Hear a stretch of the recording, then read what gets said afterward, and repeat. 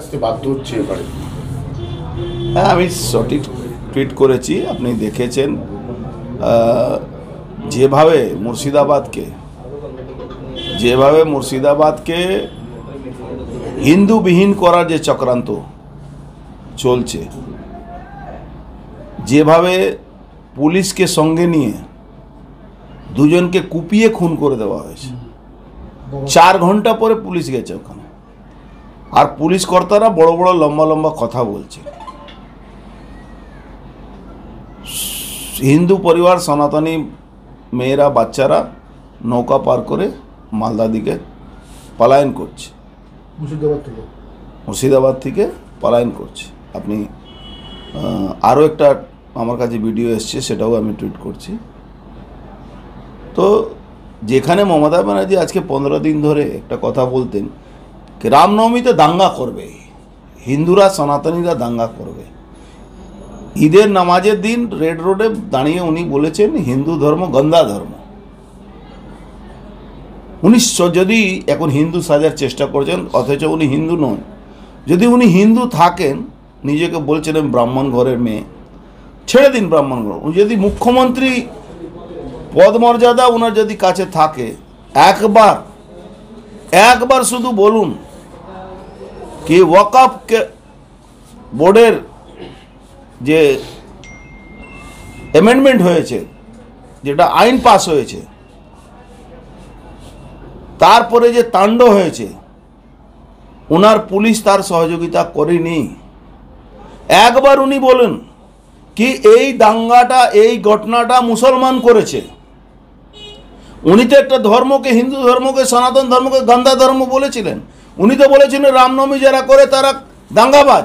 আজকে উনি বলুন কি উনার এই মুসলমানরা দাঙ্গা করেছে ওখানে শমশেরগঞ্জে।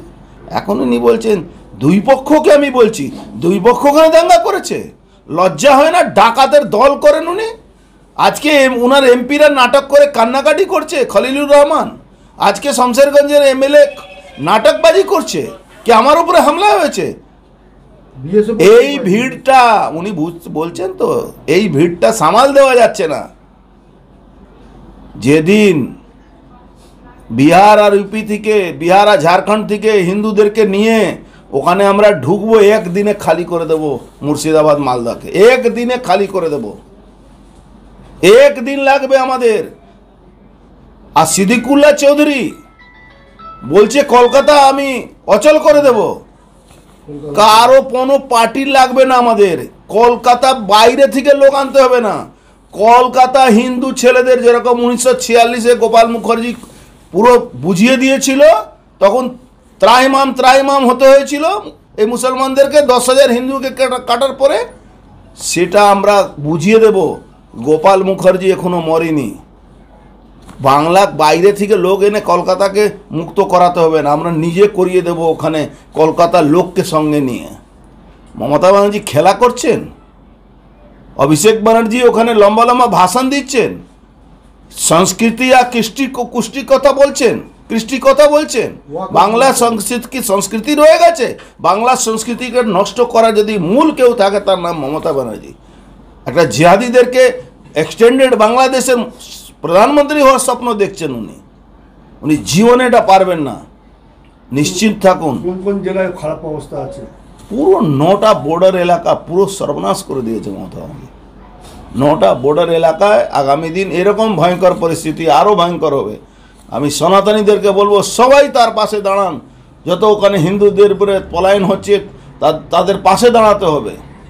কোন জেলায় এরকম উপদ্রুত হয়ে রয়েছে? মুর্শিদাবাদ, জঙ্গিপুর, নদিয়া, সাউথ 24 পরগনা, নর্থ 24 পরগনা, বহু জায়গা, মালদা কিছু অংশ, সব জায়গায় কি অবস্থা আছে। পুরো বর্ডার এলাকাটাকে তছনছ করে দেওয়া হয়েছে। কালকে বিএসএফও রক্ষা পায়নি, বিএসএফকে ঢিল ছোড়া। আমি বুঝতে পারছি না, বিএসএফ হাতে চুড়ি পড়েছে? বিএসএফ কি হাতে চুড়ি পড়েছে?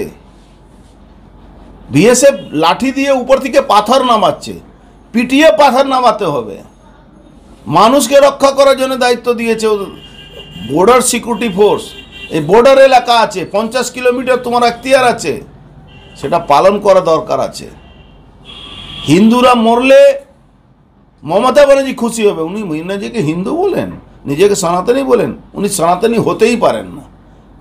একটা মুখ্যমন্ত্রী সংবিধানের শপথ নিয়ে সনাতনী হিন্দুদের উপরে ডোজার চালাচ্ছেন, রোড রোলার চালাচ্ছেন, তা সবাই বাংলার মানুষ দেখছে। রাজ্যপালের ভূমিকা কি? দেখুন, রাজ্যপালের ভূমিকা আমি তো কোথাও দেখতে পাচ্ছি না। লিডার অফ অপোজিশন কোর্টে গেছিলেন, কোর্ট থেকে পারমিশন হয়েছে, আমি থ্যাঙ্কস টু হাইকোর্ট, তারা সংজ্ঞান নিয়েছে, অর্ডার করেছে, কিন্তু আরও কড়াভাবে একটা অর্ডার দরকার আছে, যেখানে যেই উপদ্রব করবে শ্যুট অ্যান্ড সাইটের অর্ডার করে দিন, একদিন লাগবে। আজকে রেলওয়ে কেন শ্যুট অ্যান্ড সাইটের অর্ডার করছে না? সম্পত্তি নষ্ট হচ্ছে। আমরা তো ছোটোবেলা থেকে দেখেছি রেলের সম্পত্তি এই কাকিনাড়াতে যে লুট করতে আসো শ্যুট অ্যান্ড সাইট করে দিত, দেখেই গুলি মেরে দিত। কেন করছে না? বাংলা সনাতনীদেরকে ছেড়ে দেওয়া হয়েছে কি তোমরা মরো? আমরা মরবো না, আমরা মারবো। সময় এসে গেছে, সবাইকে সংগঠিত হতে হবে। যেটা বাংলাদেশের দিকে কি এগোচ্ছে সেরকম পরিস্থিতি বাংলাদেশ হয়ে গেছে বাংলা, পশ্চিমবাংলা। এটা বাঙালি হিন্দু যারা আছেন তাদেরকে বুঝতে হবে। বাংলাদেশ থেকে আপনি পালিয়ে এসেছেন, এবার কোথায় পালিয়ে যাবেন? আমরা তো বারবার বলছি এক্সটেন্ডেড বাংলাদেশ করার নাটক করছেন মমতা ব্যানার্জি। যেভাবে কালকে দেখা গেল করে দোকান পাট বাংলাদেশে যেমন করে হয়েছিল সেই দোকান পাট সেই রকম। আচ্ছা, ওতে দেখে মনে হলো কোনো ইসলাম ধর্মে